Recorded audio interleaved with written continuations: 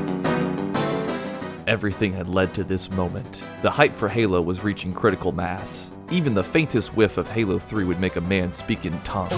Retail copies of Halo 3 had leaked, and were going up on eBay before the game was even out. One fan tried sneaking into the final test build to get a peek at the game, and was banned until the year 9999 AD. Halo fans from Down Under who received the first copies of Halo 3 had been posting the ending on YouTube to try and spoil it for everyone else. But these efforts were all for naught, as most Halo fans were determined to remain unspoiled. GameStops and Best Buys had lines stretching around the stores for the midnight release. In New York, they pulled out all the stops. Literally, streets were shut down so mongooses could rip donuts. 30 billion gallons of game fuel had to be airlifted in from whatever subterranean cauldron they made it in, which was then served in Microsoft's finest china. Mountain Dew game fuel? Extra cherry flavor, extra deliciousness. This shit sucks. People were either chanting for Halo 3 or singing the Halo theme like an angel. Let's hear your interpretation. And for an event this big, you needed to have the most qualified gaming journalists on the scene. This is the Super Sucklord out here on the... For his loyal service, Mr. King was awarded a VIP spot in line, while the rest of those in line could only let the hype build. How long have you guys been standing out here for? 5 o'clock. 6 p.m. Here since 7. 6:30 yesterday. I mean, I skipped class today. I go to Stevens Institute of Technology. Today was a test day. It's exhilarating, man. It's an experience. I'm glad to be here. Last time I was in line for something like this was Revenge of the Sith. But it's not this. You come here for the experience. This is like, you know, my father went to Woodstock. This is our Woodstock for a generation.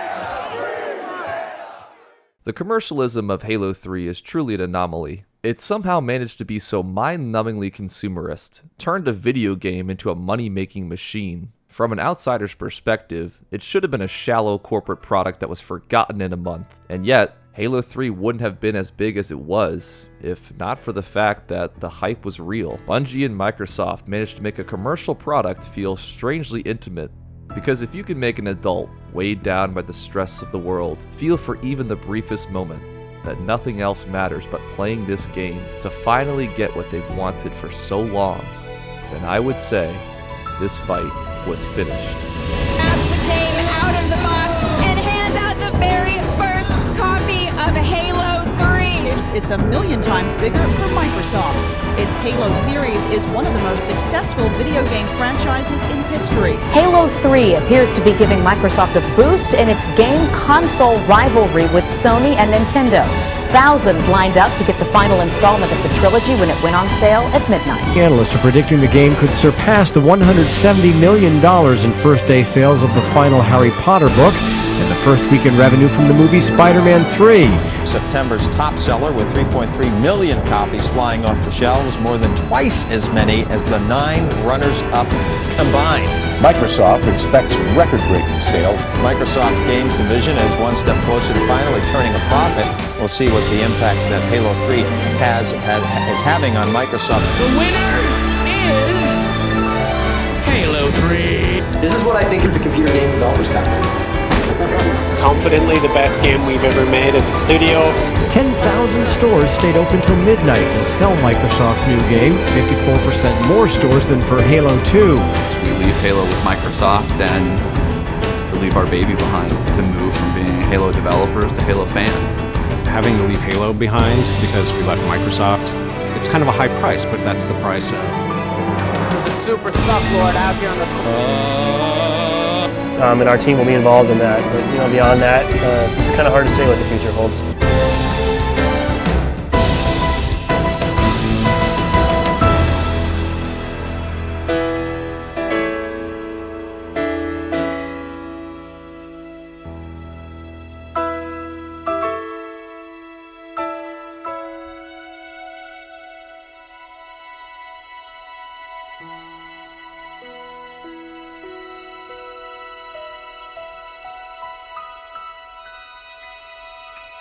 Finished.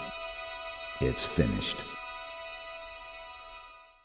But then Microsoft had to make 2 more.